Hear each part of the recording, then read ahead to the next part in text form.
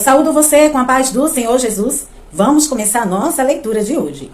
Se encontra nos livros de Gênesis, capítulo 43 e 44, Salmos 24, Gálatas, capítulo 1. Vamos iniciar com a oração.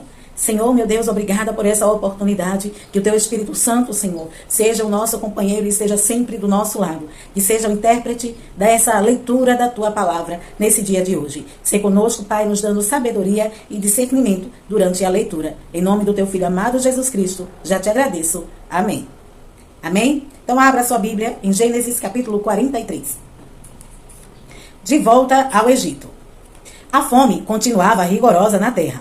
Assim, quando acabou todo o trigo que os filhos de Jacó tinham trazido do Egito, seu pai lhes disse: voltem e comprem um pouco mais de comida para nós. Mas Judá lhe disse: o homem nos advertiu severamente: não voltem à minha presença, a não ser que traga o seu irmão. Se enviares o nosso irmão conosco, descerás e compraremos comida para ti.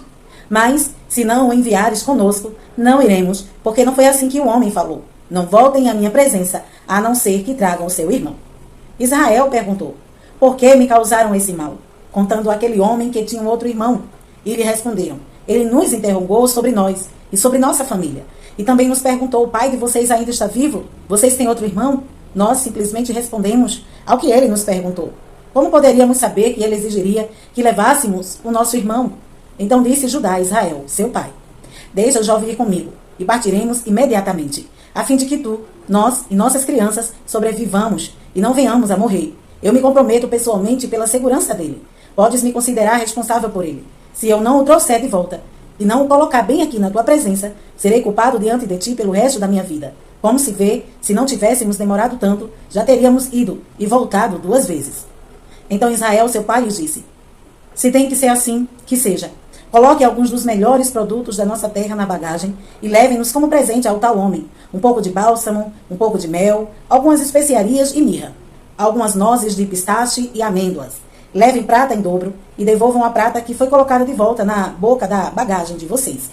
Também isso tenha acontecido por engano.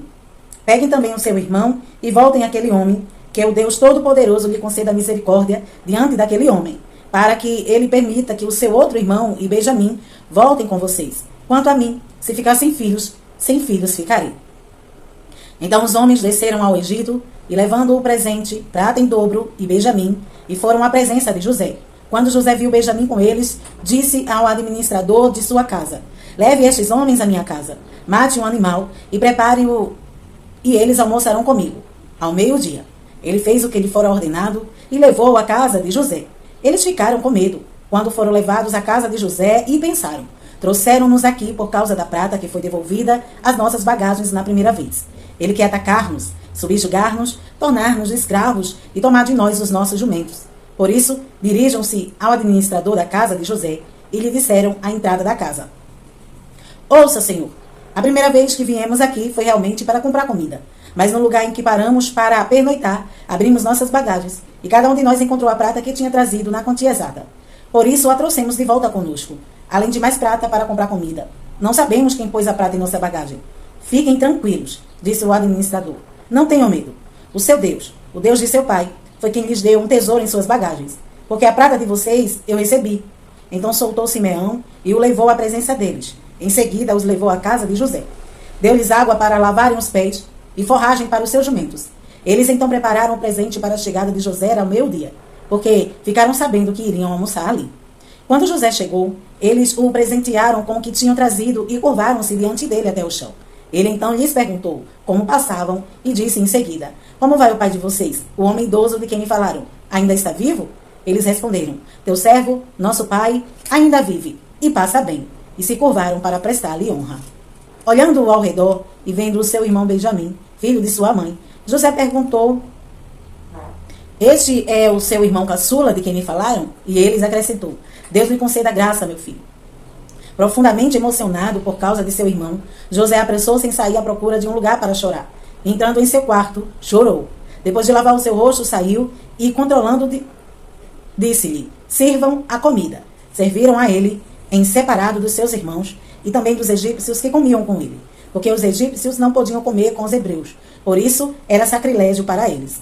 Seus irmãos foram colocados à mesa perante ele por ordem de idade, do mais velho ao mais moço, e olhavam perplexos uns para os outros.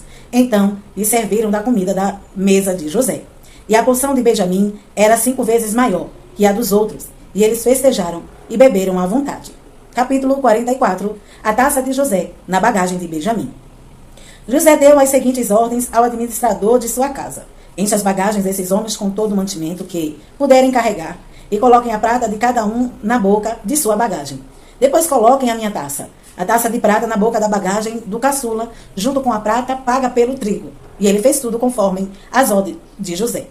Assim que despontou a manhã, despediram os homens com seus jumentos. Ainda não tinham se afastado da cidade, quando José disse ao administrador de sua casa: vá atrás daqueles homens. Quando alcançar, diga-lhes: por que retribuíram bem com mal? Não é essa taça que o meu senhor usa para beber e para fazer adivinhações? Vocês cometeram grande maldade. Quando ele os alcançou, repetiu-lhes essas palavras. Mas eles lhes responderam: por que o meu senhor diz isso? Longe dos seus servos fazer tal coisa. Nós lhe trouxemos de volta da terra de Canaã a prata que encontramos na boca de nossa bagagem. Como roubaríamos prata ou ouro da casa do seu senhor? Se algum dos seus servos for encontrado com ela, morrerá, e nós, os demais, seremos escravos do meu senhor. E disse ele: concordo. Somente quem for encontrado com ela será meu escravo. Os demais estarão livres. Cada um deles descarregou depressa sua bagagem e abriu-a. O administrador começou então a busca, desde a bagagem do mais velho até a do mais novo, e a taça foi encontrada na bagagem de Benjamim. Diante disso, eles rasgaram as suas vestes. Em seguida, todos puseram a carga de novo em seus jumentos e retornaram à cidade.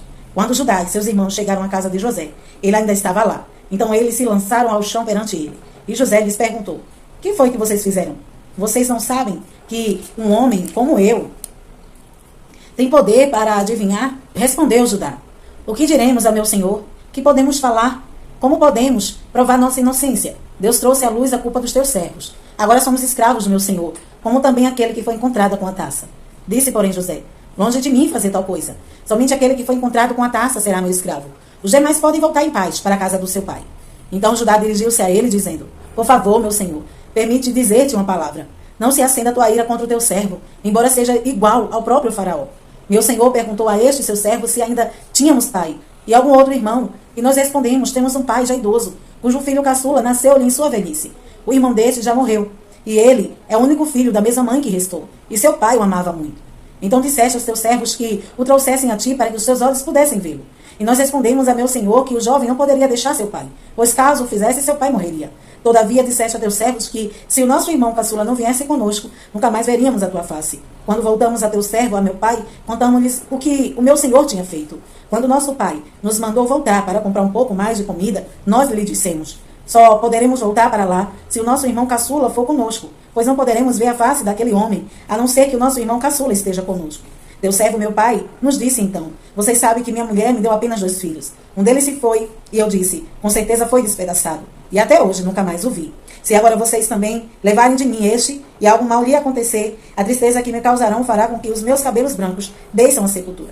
Agora, pois, se eu voltar a teu servo, a meu pai, sem levar o jovem conosco, logo que meu pai, que é tão apegado a ele, perceber que o jovem não está conosco, morrerá. Teus servos farão o seu velho pai descer seus cabelos brancos à sepultura com tristeza. Além disso, teu servo garantiu a segurança do jovem a seu pai, dizendo-lhe: se eu não o trouxer de volta, suportarei essa culpa diante de ti pelo peso e resto da minha vida. Por isso agora te peço, por favor, deixa o teu servo ficar como escravo do meu pai, como escravo do meu senhor, no lugar do jovem, e permite que ele volte com seus irmãos. Como poderei eu voltar a meu pai sem levar o jovem comigo? Não posso ver o mal que sobreviria a meu pai. Salmo 24. Salmo davídico. Do Senhor é a terra e tudo o que nela existe, o mundo e os que nele vivem. Pois foi ele quem fundou-a sobre os mares e firmou-a sobre as águas. Quem poderá subir o monte do Senhor? Quem poderá entrar no seu santo lugar? Aquele que tem as mãos limpas e o coração puro, que não recorre a ídolos, nem jura por deuses falsos. Ele receberá bênçãos do Senhor, e Deus, o seu Senhor, lhe fará justiça. São assim aqueles que buscam a tua face, ó Deus de Jacó. Abram-se, ó portais, abram-se, ó portas antigas, para que o Rei da Glória entre. Quem é o Rei da Glória? O Senhor, forte e valente. O Senhor valente nas guerras. Abram-se, ó portais, abram-se, ó portas antigas, para que o Rei da Glória entre. Quem é esse Rei da Glória? O Senhor dos Exércitos. Ele é o Rei da Glória. Gálatas, capítulo 1. Paulo, apóstolo enviado, não da parte de homem, nem por meio de pessoa alguma, mas por Jesus Cristo e por Deus Pai, que o ressuscitou dos mortos, e de todos os irmãos que estão comigo, as igrejas da Galácia. A vocês, graça e paz da parte de Deus, nosso Pai, e do Senhor Jesus Cristo, que se entregou a si mesmo por nossos pecados, a fim de nos resgatar esta presente era perversa, segundo a vontade de nosso Deus e Pai, a quem seja glória para todo sempre. Amém. Não há outro evangelho. Admiro-me de que vocês estejam abandonando tão rapidamente aquele que os chamou pela graça de Cristo, para servirem outro evangelho, que na realidade não é o evangelho. O que ocorre é que algumas pessoas os estão perturbando, querendo perverter o evangelho de Cristo. Mas ainda que nós, ou um anjo dos céus, pregue um evangelho diferente daquele que lhes pregamos, que seja amaldiçoado. Como já dissemos, agora repito, se alguém lhes anuncia um evangelho diferente daquele que já receberam, que seja amaldiçoado. Acaso busco eu agora a aprovação dos homens ou a de Deus? Ou estou tentando agradar homens? Se eu ainda estivesse procurando agradar a homens, não seria servo de Cristo. Paulo, chamado por Deus. Irmãos, quero que saibam que o evangelho por mim anunciado não é de origem humana. Não recebi de pessoa alguma, nem me foi ele ensinado. Ao contrário, eu recebi de Jesus Cristo por revelação. Vocês ouviram qual foi o meu procedimento no judaísmo, como perseguia com violência a igreja de Deus, procurando destruí-la. No judaísmo, eu superava a maioria dos judeus, da minha idade, e era extremamente zeloso das tradições dos meus antepassados. Mas Deus me separou desde o ventre materno e me chamou por sua graça, quando lhe agradou revelar o seu Filho em mim, para que eu anunciasse entre os gentios.